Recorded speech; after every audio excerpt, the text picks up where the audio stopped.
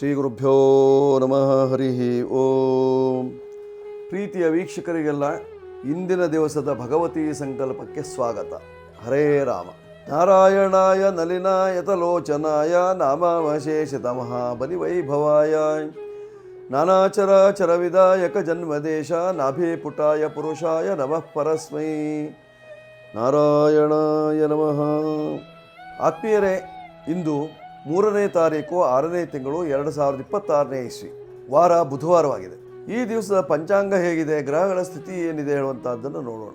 ಸ್ವಸ್ತಿ ಶ್ರೀ ವಿಜಯಾಭ್ಯುದಯ ನೃಪಶಾಲಿ ವಾಹನ ಗತಶಕ ವರ್ಷ 1948ನೇ ಮಂಗಳಕರ ಪರಾಭವನಾಮ ಸಂವತ್ಸರದ ಉತ್ತರಾಯಣ ಗ್ರೀಷ್ಮ ಋತು, ಅಧಿಕ ಜ್ಯೇಷ್ಠ ಮಾಸದ ಕೃಷ್ಣ ಪಕ್ಷದ ತೃತೀಯ ತಿಥಿಯಾಗಿರತಕ್ಕಂಥದ್ದು ವಾರ ಬುಧವಾರವಾಗಿದೆ.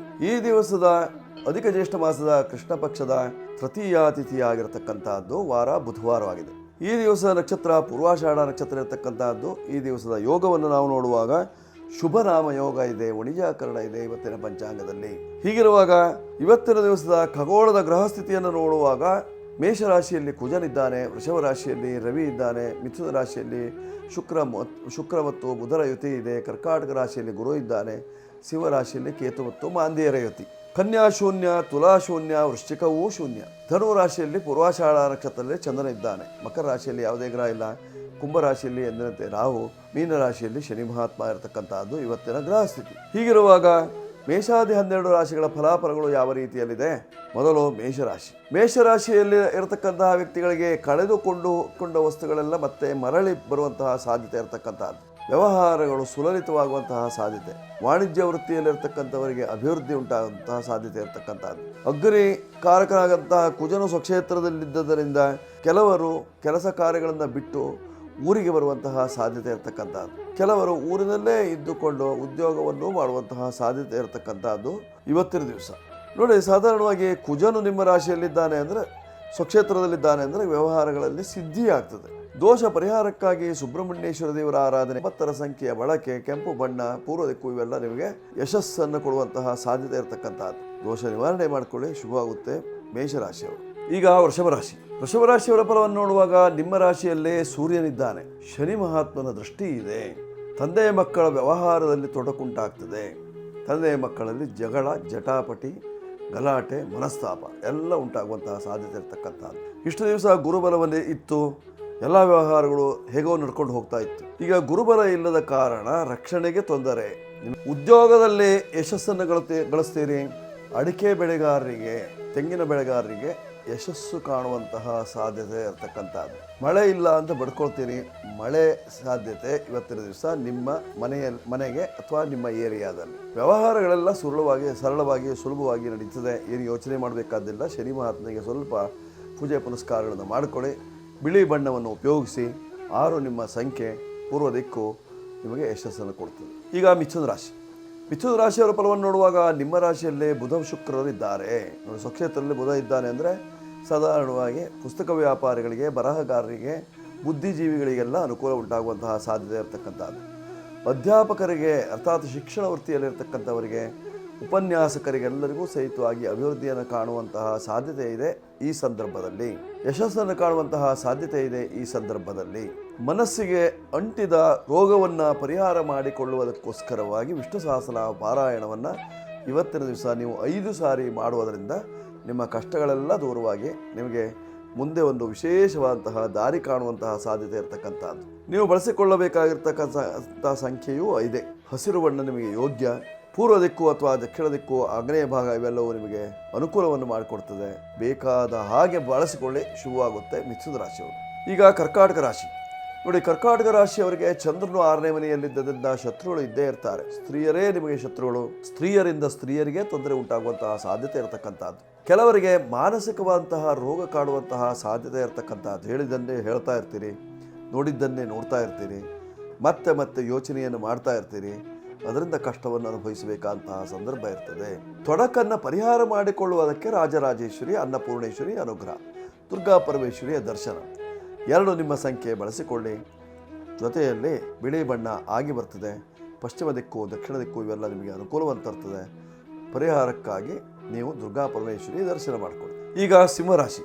ಸಿಂಹರಾಶಿಯವರ ಫಲವನ್ನು ನೋಡುವಾಗ ಕೇತು ಮತ್ತು ಮಾಂದ್ಯ ರೇವತಿ ಮಂತ್ರ ಮಾಟ ಮುರುಡಿ ಇತ್ಯಾದಿಗಳು ನಿಮಗೆ ಆಗಾಗ ತೊಂದರೆಯನ್ನು ಕೊಡುವಂತಹ ಸಾಧ್ಯತೆ ಇರತಕ್ಕಂಥ ಯಾವುದೇ ನಷ್ಟವಾಯಿತು ಜ್ಯೋತಿಷಿಗಳ ಹತ್ರ ಓಡಿ ಹೋಗ್ತೀರಿ. ಜ್ಯೋತಿಷಿಗಳು ಹೇಳ್ತಾರೆ ನಿಮ್ಮ ಮಂತ್ರ ಮಾಟ ಆಗಿದೆ, ಅದರಿಂದ ತೊಂದರೆ ಆಗ್ತಾ ಇದೆ, ಗುರುಬಲ ಇಲ್ಲ, ಅಷ್ಟಮ ಶನಿ. ತೊಂದರೆ ಇದ್ದದ್ದು ಹೌದು. ಅಂಗಾಲಿನಲ್ಲಿ ಕಾಲಿನ ಭಾಗದಲ್ಲಿ ಬೆರಳು ಸಂದುಗಳಲ್ಲಿ ಅಥವಾ ಉಗುರುಗಳ ಸಂದುಗಳಲ್ಲಿ ತೊಂದರೆ ಉಂಟಾಗುವಂತಹ ಸಾಧ್ಯತೆ, ಓಡಾಡಲಿಕ್ಕಾಗಲ್ಲ, ಸ್ವಲ್ಪ ವೇದನೆಯ ಪಡ್ತೀರಿ. ಪರಿಹಾರಕ್ಕೆ ನೀವು ಮಾಡಿಕೊಳ್ಳಬೇಕಾಗಿರ್ತಕ್ಕಂತಹದ್ದು ಆರೋಗ್ಯ ಪ್ರಾಪ್ತಿಗಾಗಿ ಸೂರ್ಯನಾರಾಯಣನ ಉಪಾಸನೆಯನ್ನು ಮಾಡಿಕೊಳ್ಳುವುದರಿಂದ, ಸೂರ್ಯ ಮಂತ್ರವನ್ನು ಜಪಿಸುವುದರಿಂದ ನಿಮ್ಮ ಕಷ್ಟಗಳು ನಿವಾರಣೆ ಆಗುವಂತಹ ಲಕ್ಷಣ. ಗೋಧಿಯನ್ನು ದಾನ ಮಾಡಿಕೊಳ್ಳಿ, ಒಂದು ನಿಮ್ಮ ಸಂಖ್ಯೆ ಬಳಸಿಕೊಳ್ಳಿ. ಕೆಂಪು ಬಣ್ಣದ ಬಟ್ಟೆಗಳು ವಸ್ತ್ರಗಳು ನಿಮಗೆ ಅನುಕೂಲವನ್ನು ತರ್ತದೆ. ಪೂರ್ವ ದಿಕ್ಕು ಅಥವಾ ದಕ್ಷಿಣ ದಿಕ್ಕು ಯೋಗ್ಯವಾಗಿರ್ತಕ್ಕಂಥದ್ದು ಬಳಸಿಕೊಳ್ಳಿ, ಶುಭವಾಗುತ್ತೆ. ಈಗ ಕನ್ಯಾ ರಾಶಿಯವರ ಫಲವನ್ನು ನೋಡುವಾಗ ನಿಮ್ಮ ರಾಶಿಯಿಂದ 7ನೇ ಮನೆಯಲ್ಲಿ ಶನಿ ಮಹಾತ್ಮ ನಿಂತು ನೋಡ್ತಾ ಇದ್ದಾನೆ. ನಿಮ್ಮ ಚಟುವಟಿಕೆಗಳೇನು, ನೀವು ಯಾವ್ಯಾವ ರೀತಿಯ ವ್ಯವಹಾರವನ್ನು ಮಾಡ್ತೀರಿ, ಅದರಲ್ಲಿ ಯಾವ ರೀತಿಯಲ್ಲಿ ನಿಮ್ಮನ್ನು ಹಿಡ್ಕೊಳ್ಳಿಕ್ಕೆ ಸಾಧ್ಯತೆ ಇದೆ. ಕೆಲವರಿಗಂತೂ ಬಂಧನ ಯೋಗ, ಬಂಧನದಲ್ಲಿ ಇರುವವರಿಗೆ ಬಿಡಿಸಿಕೊಳ್ಳುವಂತಹ ತರಾತುರಿ ಹಲವಾರು ಸಮಸ್ಯೆಗಳನ್ನು ಕಾಣಬೇಕಾಗ್ತದೆ. ಕನ್ಯಾ ರಾಶಿಯವರು ಕರ್ಮದಲ್ಲಿ ಗುರು ಇದ್ದ, ಲಾಭಕ್ಕೆ ಬಂದಾಯಿತು, ಒಳ್ಳೆಯ ಲಾಭದ ಕಾಲವಾಗಿರ್ತಕ್ಕಂಥದ್ದು. ಹೊಸ ವ್ಯಾಪಾರ ವ್ಯವಹಾರದಲ್ಲಿ ಧುಮ್ಮಿಕ್ಕುವಂತಹ ಕಾಲವಾಗಿರ್ತಕ್ಕಂಥದ್ದು. ಅದರಲ್ಲೂ ಹೋಟೆಲ್ ಉದ್ಯಮಿಗಳಿಗೆಲ್ಲ ಅನುಕೂಲ, ತೋಟಗಾರಿಕೆಯಲ್ಲಿ ಇರತಕ್ಕಂಥವರಿಗೆ ಅನುಕೂಲ, ಹೈನುಗಾರಿಕೆಯನ್ನು ಮಾಡತಕ್ಕಂಥವರಿಗೆ ಯಶಸ್ಸು. ನೋಡಿ, ಸಾಧಾರಣವಾಗಿ ಕನ್ಯಾ ರಾಶಿಯವರು ಉತ್ತರ ದಿಕ್ಕನ್ನು ಬಳಸಿಕೊಂಡ್ರೆ ಕ್ಷೇಮ. 5 ನಿಮ್ಮ ಸಂಖ್ಯೆ. ಬುಧನೇ ಅಧಿಪತಿಯಾದ್ದರಿಂದ ಅನುಕೂಲತೆಗಳು ಉಂಟಾಗುವಂತಹ ಸಾಧ್ಯತೆ ಇರತಕ್ಕಂತಹದ್ದು ವಿಷ್ಣುದೇವರ ಆರಾಧನೆಯಿಂದ. ಈಗ ತುಲಾರಾಶಿಯವರ ಫಲವನ್ನು ನೋಡುವಾಗ ನಿಮ್ಮ ರಾಶಿಗೆ ಭಾಗ್ಯದಲ್ಲಿ ಇದ್ದಾನೆ ಬುಧ, ಭಾಗ್ಯದಲ್ಲೇ ಶುಕ್ರನಿದ್ದಾನೆ. ಅಹೋಭಾಗ್ಯ ಅಂತ ಹೇಳಬಹುದು. ಎರಡೆರಡು ರೀತಿಯಿಂದ ಭಾಗ್ಯ ಉಂಟಾಗುವಂತಹ ಸಾಧ್ಯತೆ ಇರತಕ್ಕಂತಹದ್ದು. ತಂದೆಯ ಕಡೆಯಲ್ಲೂ ಭಾಗ್ಯ, ತಾಯಿಯ ಕಡೆಯಲ್ಲೂ ಭಾಗ್ಯ ಉಂಟಾಗುವಂತಹ ಸಾಧ್ಯತೆ ಇರತಕ್ಕಂತಹದ್ದು. ಶುಕ್ರನು ಭಾಗ್ಯಸ್ಥಾನಕ್ಕೆ ಬಂದದ್ದರಿಂದ ಆರೋಗ್ಯದಲ್ಲಿ ಸ್ವಲ್ಪ ಉತ್ತಮವಾಗುವಂತಹ ಸಾಧ್ಯತೆ. ಬಹಳಷ್ಟು ತೊಂದರೆ ಅನುಭವಿಸ್ತೀರಿ. ಕಿಡ್ನಿ ಸಮಸ್ಯೆ ಅನುಭವಿಸ್ತಾ ಇದ್ದವರಿಗೂ ಸ್ವಲ್ಪ ಅನುಕೂಲ, ರಕ್ತ ಸಂಬಂಧವಂತಹ ಕಾಯಿಲೆಯನ್ನು ಅನುಭವಿಸ್ತಾ ಇರತಕ್ಕಂಥವರಿಗೂ ಸ್ವಲ್ಪ ಒಟ್ಟಿಗೆ ನೆಮ್ಮದಿ, ಸ್ವಲ್ಪ ಅಡಚಣೆಗಳೆಲ್ಲ ತೊಂದರೆಗಳು ಎಲ್ಲ ದೂರವಾಗುವಂತಹ ಸಾಧ್ಯತೆ ಇರತಕ್ಕಂತಹದ್ದು ತುಲಾರಾಶಿಯವರಿಗೆ. ನಿಮಗೆ ಕರ್ಮಸ್ಥಾನಕ್ಕೆ ಗುರು ಬಂದಿದ್ದಾನೆ, ಆದ್ದರಿಂದ ಹೊಸ ಉದ್ಯೋಗವನ್ನು ಕಂಡುಕೊಳ್ಳಿ. ದೋಷ ನಿವಾರಣೆಗಾಗಿ ಅನ್ನಪೂರ್ಣೇಶ್ವರಿ ಅನುಗ್ರಹವನ್ನು ಪಡೆಯುವುದರಿಂದ ಕ್ಷೇಮ. ಜೊತೆಯಲ್ಲಿ 6ರ ಸಂಖ್ಯೆಯ ಬಳಕೆ, ಪಶ್ಚಿಮ ದಿಕ್ಕು ಉತ್ತರ ದಿಕ್ಕು ನಿಮಗೆ ಯೋಗ್ಯ, ಎಲ್ಲವನ್ನು ಅನುಭವಿಸಲಿಕ್ಕೆ ಸಾಧ್ಯತೆ ಇದೆ. ಪಡ್ಕೊಳ್ಳಿ, ಶುಭವಾಗುತ್ತೆ. ತುಲಾರಾಶಿಯವರು. ಈಗ ವೃಶ್ಚಿಕ ರಾಶಿ ನೋಡಿ, ವೃಶ್ಚಿಕ ರಾಶಿಯವರ ಫಲವನ್ನು ನೋಡುವಾಗ ನಿಮ್ಮ ರಾಶಿಯಿಂದ ಧನಸ್ಥಾನದಲ್ಲಿ ಚಂದ್ರನ ಇದ್ದಾನೆ. ಧನ ಸಮೃದ್ಧಿ, ಯಾಕೆಂದರೆ ಚಂದ್ರನ 7ನೇ ಮನೆಯಲ್ಲಿ ಗುರು ಇದ್ದಾನೆ. ಈಗ ಗಜಕೇಸರಿ ಯೋಗದ ಫಲ ಇದೆ. ಧನ ಸಮೃದ್ಧಿ ಆಗ್ತದೆ, ಉದ್ಯೋಗ ಬದಲಾವಣೆ ಆಗ್ತದೆ, ಯಶಸ್ಸನ್ನು ಕಾಣ್ತೀರಿ. ನೀವು ಉತ್ತರ ದಿಕ್ಕದಲ್ಲಿ ಪ್ರಯಾಣವನ್ನು ಮಾಡುವುದರಿಂದ ಇವತ್ತಿನ ದಿವಸ ಶ್ರೇಯಸ್ಸುಂಟಾಗುವಂತಹ ಸಾಧ್ಯತೆ ಇರತಕ್ಕಂತಹದ್ದು. ಮಾನಸಿಕವಾದಂತಹ ತೊಂದರೆಗಳು ದೂರವಾಗಿ ಸುಖ ಪ್ರಾಪ್ತಿ, ಯಶಸ್ಸನ್ನು ಕಾಣುವಂತಹ ಹಂಬಲವನ್ನು ಇಟ್ಕೊಂಡಿರ್ತೀರಿ. ಅದರಿಂದ ನಿಮಗೆ ಅನುಕೂಲ ಉಂಟಾಗುವಂತಹ ಸಾಧ್ಯತೆ ಇರತಕ್ಕಂಥದ್ದು. ದೋಷ ನಿವಾರಣೆಗೆ ನೀವು ಮಾಡಿಕೊಳ್ಳಬೇಕಾಗಿರ್ತಕ್ಕಂಥದ್ದು ರಾಯರ ಮಂದಿರಕ್ಕೆ ಹೋಗಿ ಬನ್ನಿ. ಮಂತ್ರಾಲಯಕ್ಕೆ ಸಾಧನೆ ಹೋಗಿ ಬರುವುದರಿಂದ ನಿಮ್ಮ ಕಷ್ಟಗಳೆಲ್ಲ ನಿವಾರಣೆ ಆಗುವಂತಹ ಸಾಧ್ಯತೆ ಇರತಕ್ಕಂಥದ್ದು. ಗುರುವಿನ ಅನುಗ್ರಹದಿಂದ ಇಷ್ಟಾರ್ಥ ಪ್ರಾಪ್ತಿಯಾಗ್ತದೆ. 3 ನಿಮ್ಮ ಸಂಖ್ಯೆ ಬಳಸಿಕೊಳ್ಳಿ. ಉತ್ತರ ದಿಕ್ಕು ನಿಮಗೆ ಅನುಕೂಲ ಉಂಟಾಗ್ತದೆ. ಯಶಸ್ಸನ್ನು ಕಾಣುವುದಕ್ಕೋಸ್ಕರವಾಗಿ ರಾಯರ ಅನುಗ್ರಹ. ಈಗ ಮಕರ ರಾಶಿಯವರ ಫಲವನ್ನು ನೋಡುವಾಗ ನಿಮ್ಮ ರಾಶಿಯಿಂದ 7ನೇ ಮನೆಯಲ್ಲಿ ಗುರು ನಿಂತು ನೋಡ್ತಾ ಇದ್ದಾನೆ. ನೋಡಿ, ಗಜಕೇಸರಿ ಯೋಗ ಬಂದೋಯ್ತು. ಪೂರ್ಣ ದೃಷ್ಟಿಯಲ್ಲಿ ನಿಮಗೆ ನೋಡ್ತಾ ಇದ್ದರಿಂದ ಗುರುವಿನ ಅನುಕೂಲತೆ ಇದೆ. ಶನಿ ಮಹಾತ್ಮನ ದೃಷ್ಟಿ ಇಲ್ಲ ನಿಮ್ಮ ರಾಶಿಗೆ. ನಿಮ್ಮ ರಾಶಿಯ ಅಧಿಪತಿ ಅವನ ದೃಷ್ಟಿ ಇಲ್ಲ. ಆದರೆ ನಿಮ್ಮ ರಾಶಿಯಿಂದ ಪಂಚಮ ಸ್ಥಾನದಲ್ಲಿ ಅಷ್ಟಮಾಧಿಪತಿ ಇದ್ದದ್ದರಿಂದ ಸ್ವಲ್ಪ ಮಟ್ಟಿಗೆ ಮಕ್ಕಳ ವ್ಯವಹಾರದಲ್ಲಿ ತೊಂದರೆ ಉಂಟಾಗುವಂತಹ ಸಾಧ್ಯತೆ ಇರತಕ್ಕಂಥದ್ದು. ವ್ಯಾಪಾರದಲ್ಲಿ ತೊಂದರೆ, ವ್ಯವಹಾರದಲ್ಲಿ ತೊಂದರೆ, ನಷ್ಟ, ಕಷ್ಟ ಇತ್ಯಾದಿಗಳನ್ನು ಅನುಭವಿಸಬೇಕಾದಂತಹ ಸಂದರ್ಭ ಬರ್ತದೆ.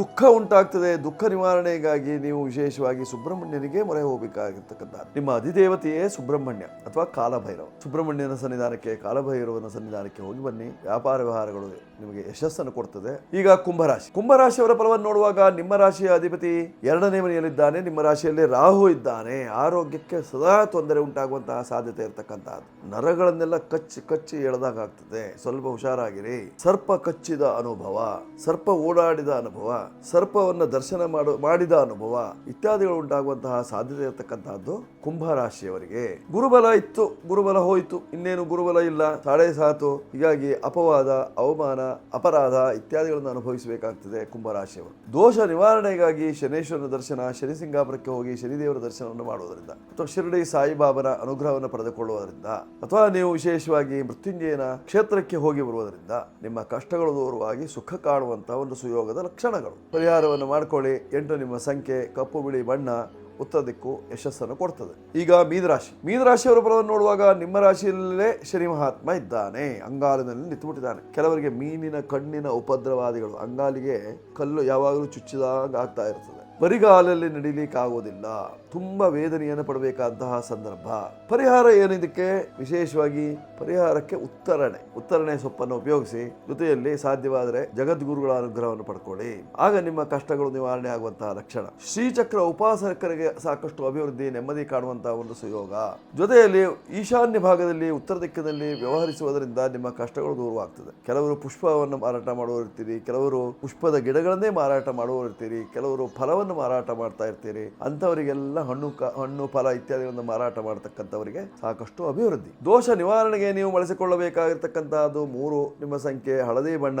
ಉತ್ತರ ದಿಕ್ಕು ನಿಮಗೆ ಯಶಸ್ಸನ್ನು ಕೊಡ್ತದೆ. ಗುರು ರಾಯರ ಅನುಗ್ರಹದಿಂದ ನಿಮ್ಮ ಕಷ್ಟ ನಿವಾರಣೆ ಮಾಡಿಕೊಳ್ಳಿ. ಮೀನರಾಶಿಯವರು 12 ರಾಶಿಯವರು ಇವತ್ತಿನ ದಿವಸದ ಕಷ್ಟದೋಷ ಪರಿಹಾರಕ್ಕಾಗಿ ವಿಷ್ಣು ದೇವರ ಆರಾಧನೆಯನ್ನ ಮಾಡಿಕೊಳ್ಳುವುದರಿಂದ, ತುಳಸಿಗೆ ನಮನವನ್ನು ಸಲ್ಲಿಸುವುದರಿಂದ ನಿಮ್ಮ ಕಷ್ಟಗಳೆಲ್ಲ ಪರಿಹಾರವಾಗಿ ಸುಖ ಉಂಟಾಗುವಂತಹ ಸಾಧ್ಯತೆ ಇರತಕ್ಕಂತಹದ್ದು 12 ರಾಶಿಯವರು. ಶುಭವಾಗಲಿ.